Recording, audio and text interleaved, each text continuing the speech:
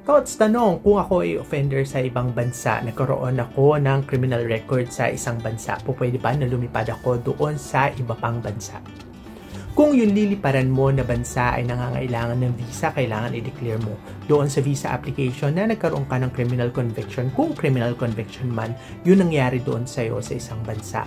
At mahalaga ito dahil hindi mo lulukuhin at magiging honest ka doon sa circumstance ng iyong past conviction.